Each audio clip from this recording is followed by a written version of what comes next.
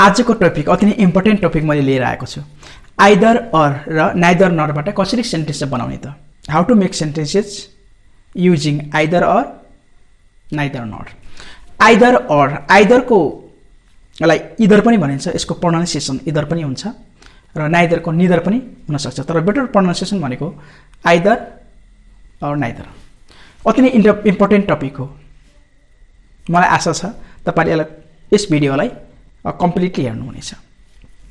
जबसम्म तपाईले यस भिडियोलाई डिपली वाच गर्नु हुँदैन तबसम्म चाहिँ त्यसबाट चाहिँ हैन हामीले जान्न चाहेको कुराहरू जो कन्सेप्ट हो त्यो अनक्लियर हुन जान्छ। अवश्य पनि तपाईले यसलाई एकदमै डिपली स्टडी गर्नुहुनेछ अर्थात् वाच गर्नुहुनेछ। आइदर अर भनेको कस्तो हुन्छ भनेदेखि दुईवटा तपाईसँग दुईवटा मध्ये है कुनै पनि दुईवटा मध्ये तपाईले एउटा छनौटको लागि मात्रै आइदर अरको प्रयोग गर्न सक्नुहुन्छ है। तपाईले दुईवटा चीजहरु चुज गर्न सक्नुहुन्न, कि यो या यो है, तिमी या म है त, रोटी या भात, पेन अथवा पेन्सिल है, कि पेन कि पेन्सिल, यसै हामी प्रयोग गर्न सक्छौं। दुईटा मध्ये एउटा चुज। तर नाइदर नरको के हुन्छ भन्दाखेरि दुईवटै मध्ये दुईवटै तपाईले चुज गर्न सक्नुहुन्न, दुईवटै तपाईको सिलेक्टमा पर्दैन है। दुईवटै कुराहरू तपाईले छान्न सक्नुहुन्न, तपाईले दुईवटै कुराहरू प्राप्त गर्न सक्नुहुन्न। जस्तै आइदर अरको नाइदर नर नेगेटिभ फर्म हो है। न यो न त्यो, न त यो न त त्यो, न यो न त्यो है। न पेन न पेन्सिल, न खाना न त पानी। यसरी हामी दुईटै कुराहरूलाई है मध्ये दुईटै कुराहरू हामी छनौटमा राख्न सक्दैनौँ भनेदेखि नाइदर नरको प्रयोग गर्न सक्छौँ। अब यहाँनिर आउनुहोस्, यसलाई हामी सेन्टेन्सबाट धेरै क्लियरिफाई गर्नेछ, तपाईलाई स्टडी गरौँ। हेल्प मी दुईवटा यो कमन भयो, यो म्याच गरेको छ। र यु र सी यहाँ फरक छ, तिमी र उनी है। हेल्प्स मिलेको छ, हेल्प पनि मिलेको छ, मी र मी सेम छ।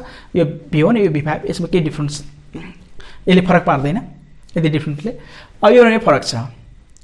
अब दुईवटा कुराहरू भयो यहाँ, तिमी उनी। एउटाको अगाडि आइदर राख्नुस्, यो दुईवटै सब्जेक्टमा प्रयोग भएको छ।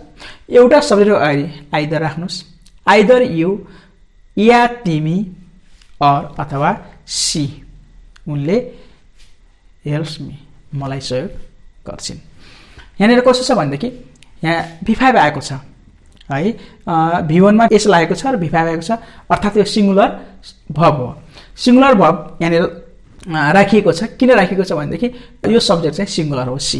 यदि तपाईले यो युलाई यहाँनिर राख्नुभयो र यो सीलाई यहाँनिर राख्नुभयो अथवा यसको प्लेसमेन्ट चेन्ज गर्नुभयो भनेदेखि यहाँनिर यु आयो भनेदेखि फेरि के हुन्छ त, भी1 नै हुन्छ, हेल्प हुन्छ। यसबाट हामी के स्पष्ट हुन्छ भनेदेखि अर भन्दा पछाडि है, अर भन्दा पछाडि अथवा अर आउँछ, त्यसपछि आउने सब्जेक्टले के छ त, भर्ब रिक्वायर गर्छ। यस अनुसार भर्ब राख्नुपर्छ, यति बुझौँ। यो भइहाल्यो। अब नम्बर 2 मा, she does not help me, you don't help me. दुईवटा सेन्टेन्सेसहरू छन् है। यहाँ दुईवटै सेन्टेन्सहरू नेगेटिभमा छन्। अब डिफरेन्ट के छ त, यु र सीमा मात्रै छ। यो पनि यो र यो फुल्ली के छ त, म्याच गरेको छ। अब यस्तो सेन्टेन्सलाई हामीले आइदर अरले जोइन गर्नु पर्यो भनेदेखि सक्दैनौँ, यसलाई नाइदर नरले जोइन गर्नुपर्ने हुन्छ। किन यो दुईवटै सेन्टेन्सहरू नेगेटिभमा छ है। पोजिटिभ सेन्टेन्स अर्थात् अफर्मेटिभ सेन्टेन्सलाई आइदर अर र नेगेटिभ सेन्टेन्सको लागि नाइदर नरको प्रयोग गरिन्छ। अब हेर्नुहोस्, नाइदर सी, नाइदर पछि एउटा शब्द सी राख्यो, यहाँनिर यु थियो भने अहिले हामी सी राख्यौँ। Neither she nor you help me, न उनले न तिमीले मलाई सहयोग गर्दछ, न उनले सहयोग गर्छिन् न तिमीले सहयोग गर्छौ। यस्तो अवस्थामा नाइदर नरको प्रयोग गरिन्छ है। अब हेर्नुहोस्, यसमा हेर्नुहोस्, सपना विल आइदर स्ट्रगल और डाई। यहाँनिर दुईवटा भबलाई यसले जोडेको छ एउटा भबको अगाडि अ राखिएको छ एउटा भब भन्दा पहिले आइदर राखिएको छ कि स्ट्रगल कि सङ्घर्ष गर्ने अर डाइ कि मर्ने यस्तो अर्थ दिएको छ अघि यहाँ सब्जेक्टमा यसले के छ दुईवटा एउटा शब्द अगाडि हामी आइदर राख्यौँ यहाँनिर है एउटा शब्द अगाडि अर राख्यौँ यहाँनिर एउटा शब्दभन्दा पहिले नाइदर र अर्को शब्दभन्दा पहिले नरको प्रयोग गरेका थियौँ भने अहिले यसले के त भब एउटा भबभन्दा पहिले अर अर्को भबभन्दा पहिले आइदरको प्रयोग गरेको छ सपनाले सङ्घर्ष गर्छिन् या त मर्छिन् यस्तो अवस्थामा यो प्रयोग गरिन्छ यो भबलाई चाहिँ यसले एउटा छनौट गरेको छ कि त सङ्घर्ष गर्छिन् कि त मर्छिन् है यसै हामी प्रयोग गर्न सक्छौँ भबको लागि पनि यो सब्जेक्टको लागि यो भबको लागि अब यहाँनिर आउनुहोस् I take a bath I swim subject same छ यता पनि आई यसमा पनि आई र यसमा पनि आई यो सेम भयो अब यहाँ डिफ्रेन्ट के छ त यहाँ टेक छ यहाँ स्विम छ है I either take a bath or swim यसको के अर्थ हो आइदर कि मैले नुहाउँछु कि पौडन्छु कि नुहाउँछु भन्ने दुईवटा भावहरूलाई यसले के त जोइन गरेको छ एउटा भावभन्दा पहिले अर र एउटा भावभन्दा पहिले आइदर प्रयोग गरेको छ है त यस्तो प्रकारको सेन्टेन्सहरू यसले हामीले बनाउन सहयोग गर्दछ अब यो बक्समा हेर्नुहोस् he is neither handsome nor intelligence यो सेन्टेन्स रङ छ कि राइट छ त अब यहाँ तपाईँले यो रङ छ कि राइट छ क्वेसन मार्कले देख्नुहुन्छ अब यसलाई हामीले हेरौँ यसलाई यो सेन्टेन्स अलिक स्टडी गरौँ he is neither handsome nor intelligence यो सेन्टेन्स रङ छ कसरी रङ छ भनेदेखि यो ह्यान्डसम भनेको एड्जेक्टिभ हो र इन्टेलिजेन्स भनेको अब्स्ट्र्याक्ट नाउन हो यस्ता दुईवटा अलग अलग पार्ट अफ स्पिचलाई जोइन गर्न सक्दैन जस्तै यहाँनिर ह्यान्डसम भनेको एड्जेक्टिभ इन्टेलिजेन्स भनेको नाउन र एड्जेक्टिभ जोड्दैन भब र भब नाउन एड्जेक्टिभ यसरी जोड्छ पार्ट अफ स्पिच सेम हुनुपर्छ है यसरी हामी बुझ्नुपर्छ यहाँनिर प्रनाउन जोड्यो है यो सब्जेक्ट जोड्यो सब्जेक्टलाई जोडेको छ र पार्ट अफ स्पिच सेम हुनुपर्छ तर यहाँनिर के बुझ्नु भयो भनेदेखि जस्तै योको ठाउँमा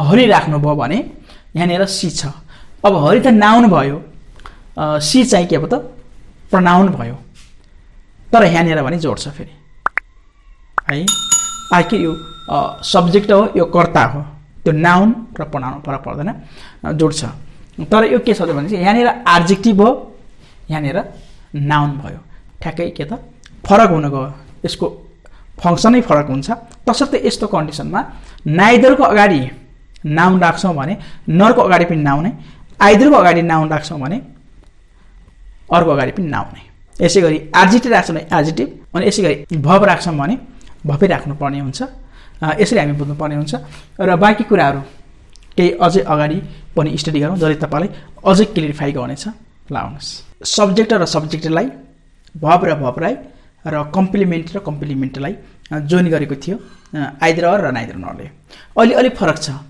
है यहाँनिर neither she is dancing nor he is dancing यो कलजलाई यसले जोइन गरेको छ नाइदर र नरले कलजलाई है जस्तै सी इज डान्सिङ एउटा कलज र हि इज डान्सिङ अर्को कलजलाई यो कलजभन्दा पहिले नर र यो कलजभन्दा पहिले नाइदर यसरी राखिएको छ अघिका सेन्टेन्सेसहरूभन्दा यो डिफ्रेन्ट छ यस अर्थमा न उनी नाचिरहेकी छिन् न ऊ नाचिरहेको छ र अब हेर्नुहोस् यहाँनिर अब यो डान्सिङको ठाउँमा तपाईँले सिङ्गिङ राख्नुभयो भनेदेखि यो सेन्टेन्स चाहिँ करेक्ट हुन्छ कि रङ हुन्छ त तपाईँले गेस गरिसक्नु भएको छ यो सेन्टेन्स रङ हुन्छ अर्थात् इज डान्सिङ सेम हुनु पर्यो है हि र सी ऊ या उनी यस्तो अवस्थामा त यो मात्र डिफ्रेन्ट र यो डिफ्रेन्ट अब डान्सिङ ठाउँमा तपाईँले यसलाई डिफरेन्ट गर्न खोज्नुभयो अथवा सिङ्गिङ गर्नुभयो भनेदेखि यो यस्तो प्रकारको सेन्टेन्स अथवा कलजहरूलाई यसले जोइन गर्दैन है। यो बुझ्नुहोस् यहाँनिर यो यो तपाईँलाई क्लियर भयो। अनि यति मात्रै पनि तपाईँले राख्न सक्नुहुन्छ। Neither she is dancing nor he is राख्न सक्नुहुन्छ। न उनी नाचिरहेकी छिन् न ऊ नाचिरहेको छ, यसको अर्थ सेम हुन्छ।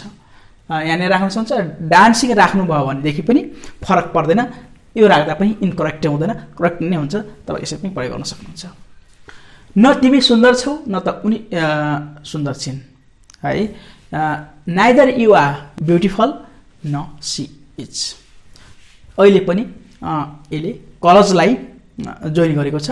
इन्डिपेन्डेन्ट कलजहरू, दुईवटा कलजहरू है। अर्थात् सेन्टेन्समा बनेको छ कस्तो छ, कम्पाउन्ड सेन्टेन्स है, काइन्ड अफ सेन्टेन्स त्यो भइहाल्यो। अनि सिम्पल सेन्टेन्सेसहरूको तपाईँले भिडियोहरू देख्नुभएको होला, हाउ टु मेक सिम्पल सेन्टेन्सेसहरू, सिम्पल सेन्टेन्सेस त्यो कसरी फर्म गर्ने, कम्पाउन्ड सेन्टेन्सेसहरू है, अनि कम्प्लेक्स र मिक्स सेन्टेन्सेसहरू हाउ टु फर्म, यो भिडियोहरू मिस नगर्नु होला तपाईँले। अवश्य पनि त्यसबाट धेरै बेनिफिट तपाईँले पाउनुहुनेछ है त। न तिमी सुन्दर छौ न उनी सुन्दर छिन् है। यहाँनिर तपाईँले ब्युटिफुल पनि राख्न सक्नुहुन्छ। योनिर अहिले यहाँनिर मिस भएको छ। यहाँनिर तपाईँले सी इज ब्युटिफुल राख्न सक्नुहुन्छ, नराख्दा पनि इनकरेक्ट हुँदैन। You either avoid drinking or try. कि तिमीले रक्सी छोड्नुपर्छ।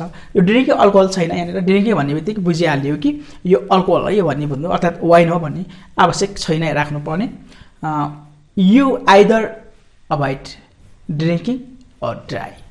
कि तिमीले रक्सी छोड्नुपर्छ कि तिमी मर्नुपर्छ है। दुईटामा एउटा त गर्नु पर्यो नि, कि मर्नु पर्यो कि त रक्सी पिउन छोड्नु पर्यो है। दुईवटा कुरामध्येको एउटा कुरा मात्रै हामीले चुज गर्न सक्छौँ। यस अवस्थामा आइदरको प्रयोग गरिन्छ। यो हामी पहिले नै डिस्कस गरिसकेका छौँ। You eat either grass or flesh to survive in the jungle. कि तिमीले घाँस खानुपर्छ कि त मासु खानुपर्छ जङ्गलमा बाँच्नको लागि है। यस्तो प्रकारको सेन्टेन्सेसहरू बनाउन सकिन्छ। आजको टपिक मलाई लाग्छ अति नै इम्पोर्टेन्ट टपिक थियो है। I hope that you understood it clearly. अवश्य पनि तपाईँले यसलाई बुझ्नुभएको छ है, अति नै बेनिफिट लिनुभएको छ। र मलाई के लाग्छ भनेदेखि तपाईँले यस्तो प्रकारको सेन्टेन्सहरू नबनाउन जान्नुभएको होइन, अवश्य पनि जान्नुभएको छ। र केही कुराहरू हुन्छ नि डाउट्स अवश्य पनि क्लियर भयो होला, तपाईँले स्पष्ट हुनुभएको होला। र केही कुराहरू अझै अस्पष्ट हुन सक्दछ है। एकै पटकमा सबै कुराहरू हामी एकदमै अन्डरस्ट्यान्डिङ गर्नु सक्छौँ त्यस्तो होइन, कुनै कुरा अझै डाउट हुनसक्छ है। मैले आई होप कि तपाईँले बुझ्नुभयो है, यसबाट जान्नुभयो, बेनिफिट लिनुभयो। यो च्यानल तपाईँको लागि अति इम्पोर्टेन्ट च्यानल हो। र तपाईँले कुनै टपिकहरूको निड भयो है, तपाईँ त्यस्ता टपिकहरूमा भिडियो हुन्थ्यो भन्ने चाहनुहुन्छ भने अवश्य पनि कमेन्ट बक्समा तपाईँले त्यो नोटिस दिनुहोला। अवश्य पनि हामी त्यसमा भिडियो बनाउनेछौँ। र मैले यस हाम्रो कुलदीप इङ्ग्लिस युट्युबलाई सब्सक्राइब गर्न रिक्वेस्ट गरेँ, वाच गर्न रिक्वेस्ट गरेँ है त। Thank you for watching the video. Have a nice day. Thank you.